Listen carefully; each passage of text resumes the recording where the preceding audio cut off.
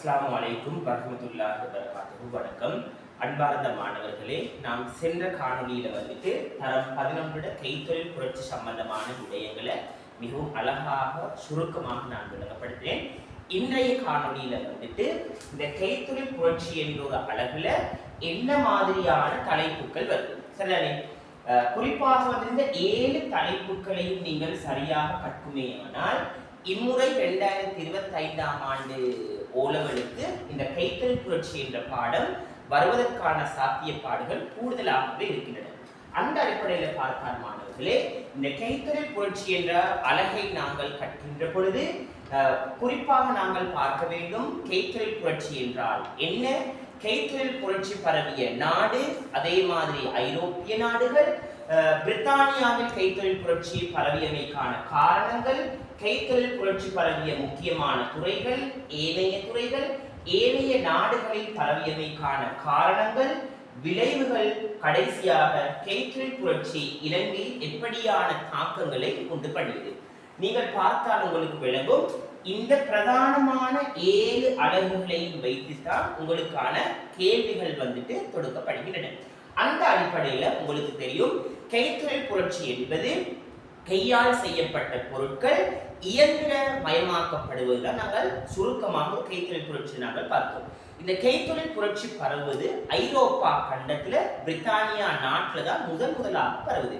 அப்படியாக இருந்தென்றால் உங்களிடம் வரக்கூடிய முதலாவது வினா, நீங்கள் இப்படி ஒரு சார்ட் ஒன்றை அடித்து நான் இங்கே இடப்பட்டிருந்த அம்புக்குறிகள் மூலமாக உங்களுடைய விடைகளை நீங்கள் எழுதி கொண்டால் ஒரு தாளில் பூரணமான விடைகளும் இங்கே வருவதற்கான சாத்தியப்பாடுகள் இருக்கின்றன.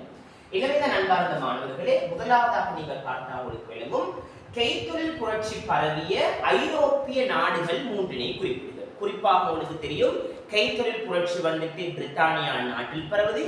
ஏனைய ஐரோப்பிய நாடுகள் என்றால் பிரான்ஸ், ஜெர்மனி, ஒல்லாந்து போன்ற நாடுகளை இந்த முதலாவது பாயிண்ட் கீழான உங்களுக்கு போடுவது, அந்த பாயிண்ட் கீழான உங்களுக்கு இதனை எழுதுவதாக இருக்கலாம். முதலாவதாக நீங்க பார்த்தா உங்களுக்கு விளங்கும், கைத்தொழில் புரட்சி பரவிய ஐரோப்பிய நாடுகள் என்று கேட்டால் பிரான்ஸ், ஜெர்மனி, ஒல்லாந்து போன்ற நாடுகளை குறிப்பிடலாம். இரண்டாவது கேள்வி உங்களுக்கு கேட்கலாம், இந்த கைத்தொழில் புரட்சி வந்து முக்கியமாக பரவுவது வந்துட்டு பிரித்தானியாவில். ஏன் பிரித்தானியாவில் இந்த கைத்தொழில் புரட்சி பரவியமைக்கான காரணங்கள், அதற்கான காரணங்கள் நாங்கள் 3ஆக நாங்கள் எழுதி கொண்டால், முதலாவதே அங்க வந்துட்டு சனத்தொகை பெருக்கம். சனத்தொகை கூடதான் மக்களுக்கான தேவைகளும் அதிகரிக்கப்படுகிறது. எனவேதான் பிரித்தானியாவில் கைத்தொழில் புரட்சி பரவியதற்கான முதலாவது காரணமாக சனத்தொகை பெருக்கம், அந்த நாட்டில் காணப்பட்ட மூலப்பொருட்கள் காணப்பட்டது. பிரித்தானியா நாட்டில் மூலப்பொருட்கள் காணப்பட்டவை, அறிவு வளர்ச்சி, விஞ்ஞான வளர்ச்சி, அதே மாதிரி கடைசியாக மூலதனம், பண வசதியும் அந்த நாட்டில் கூடுதலாகவே காணப்பட்டது. எனவேதான் பிரித்தானியாவில் கைத்தொழில் புரட்சி பரவியமைக்கான காரணங்கள், அந்த 3 காரணங்களையும் சுருக்கமாக உங்களுக்கு எழுதி கொள்ளலாம். அடுத்ததாக நீங்க பார்த்தா உங்களுக்கு விளக்கும், இந்த கைத்தொழில் புரட்சி பரவிய முக்கியமான துறைகள் வந்துட்டு 3 துறை. ஒன்று நெசவு கைத்தொழில், இரும்புருக்கு, அதே மாதிரி நிலக்கரி கைத்தொழில். அன்பார்ந்த மாணவர்களே, இவ்விடத்தில் நீங்க ஒன்றை கவனமாக நீங்க பார்க்க வேண்டும்.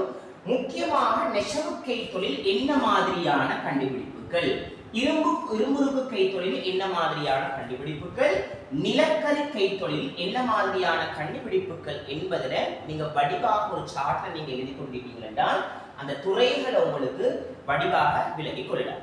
அதே மாதிரி ஏனைய துறைகளை நீங்கள் பார்க்கின்ற பொழுது ஏனைய துறைகளுக்கு முக்கியமான துறைகளுக்கு நிறைய வித்தியாசம் இருக்கின்றன. ஏனைய துறைகள் என்கின்ற பொழுது தொடர்பாடல், போக்குவரத்து, அதே மாதிரி விவசாயம் போன்ற முக்கியமான 3 துறைகளாக எமக்கு பிரித்து நோக்கலாம். அன்பார்ந்த மாணவர்களே, ஏனைய துறைகளில் தொடர்பாடலில் எவ்வகையான கண்டுபிடிப்புகள் நீங்கள் பார்த்திருப்பீங்க, வானொலி, தொலைபேசி, தொலைக்காட்சி, அது யாரால கண்டுபிடிக்கப்பட்டிருக்கு. அதே மாதிரி போக்குவரத்து, மெக்கடம் வீதிமுறை, நீராவி இயந்திரம், ஆகாய விமானங்கள், அது போன்ற கண்டுபிடிப்புகள். கடைசியாக விவசாயத்தில் என்ன வகையான மாற்றங்கள் ஏற்படுத்தியது. எனவேதான் ஏனைய துறைகள் என்ற தொடர்பாடல், போக்குவரத்து, விவசாயம், அத்தொடர்பாடலில் என்ன வகையான கண்டுபிடிப்புகள், போக்குவரத்தில் என்ன வகையான கண்டுபிடிப்புகள், இதனை நீங்க வடிவாக எழுதி கொள்ளலாம். அடுத்ததாக கைத்தொழில் புரட்சி வந்து பிரித்தானியாவில் பரவுது.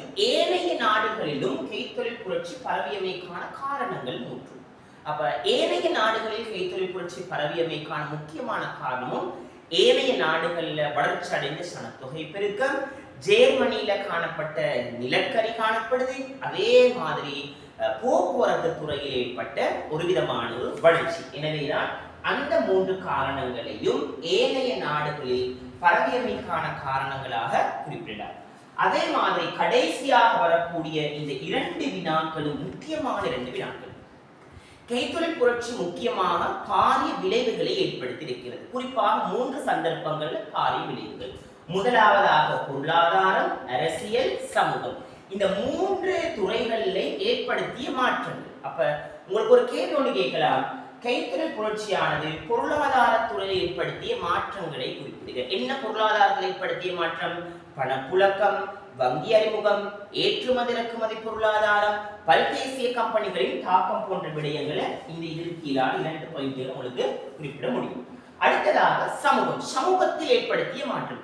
கைத்தொழில் புரட்சி வந்ததனால் சமூகத்தில் நிறைய மாற்றங்கள், வேலை வாய்ப்புகள் கிடைக்குது, நகரங்கள் விருத்தி அடையுது, இது மாதிரியான சாதகமான நன்மைகளும் இருக்குது, பாதகமான விடயமும் இருக்குது. குறிப்பாக சூழல் மாசடைதல். எனவேதான் இந்த விடைகளை நான் கூறியபடி இவ்விடத்தில் எழுதிக்கொள்ளலாம். கடைசியாக அரசியல் ஏற்படுத்திய மாற்றம்.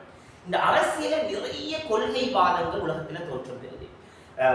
தாராண்மை வாதம், பாசிசவாதம், இது மாதிரியான அரசியல் கொள்கைகள் வந்து உலகத்துல தோற்றம் பெற தொடங்குது. அதே மாதிரி ஏழை பணக்காரன் என்ற வர்க்கம் உலகத்தில் தலைவிரித்தாட தொடங்கும். எனவேதான் இந்த துறைகளில் என்ன வகையான மாற்றங்கள் என்பதனை நீங்கள் வடிவாக எழுதி கொண்டால் உங்களுக்கு இந்த பாடம் இலகுவாக விளக்கிக் கொள்ளலாம்.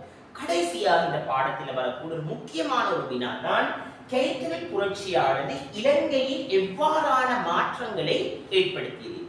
நிறைய பேரை கேட்கலாம், இலங்கையில் எப்படி கைத்தொழில் புரட்சி வந்தது? இலங்கையில் கைத்தொழில் புரட்சி வரவில்லை. மாற்றமாக இலங்கையை 3 பிரதானமான நாடுகள் கைப்பற்றியிருந்தார்கள். நீங்கள் ஏற்கனவே படித்திருப்பீர்கள் 9ஆம் தட்டில். போர்த்துகேயர், ஒல்லாந்து, பிரித்தானியா. எனவே இந்த நாடுகளுக்கு கீழால் இலங்கை ஆட்சி செய்யப்பட்டது. எனவே அந்த நாடுகளில் இருக்கக்கூடிய தாக்கங்கள் இலங்கையிலும் முக்கியமாக மாற்றங்கள் வருது. என்ன மாற்றங்கள்? இலங்கையில் ஏற்படுத்திய மாற்றங்கள் என்றால் பெருந்தெருக்கள், புகையிரத வீதிகள், வங்கி அறிமுகம், பணப்புழக்கம், ஏற்றுமதி இறக்குமதி பொருளாதாரம், முக்கியமான எல்லா விடயங்களையும் அடிப்படையாக கொண்டு இலங்கையில் ஏற்படுத்திய தாக்கங்களை உங்களுக்கு வடிவாக குறிப்பிடலாம்.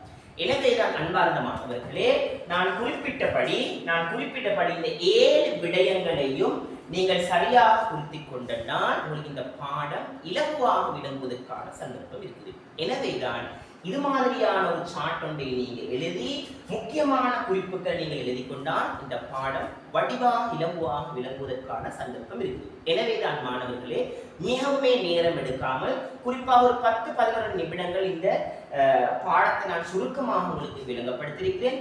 எனவேதான் நான் குறிப்பிட்டபடி இந்த விடயங்களை நீங்கள் எழுதி கொண்டிருந்தால் உங்களுக்கு இந்த பாடம் இலகுவாக விளங்குவதற்கான சந்தர்ப்பம் இருக்குது. எனவேதான் இன்ஷா அல்லாஹ் அடுத்த காணொளியிலையும் இது போன்ற எல்லா பாடங்களையும் சுருக்கமாக தருவதற்கு நான் காத்துக்கொண்டிருக்கின்றேன். இன்னும் ஒரு காணொளியில் சந்திக்கும் வரை அஸ்ஸலாமு அலைக்கும் வரஹ்மத்துல்லாஹி வபரகாத்துஹு.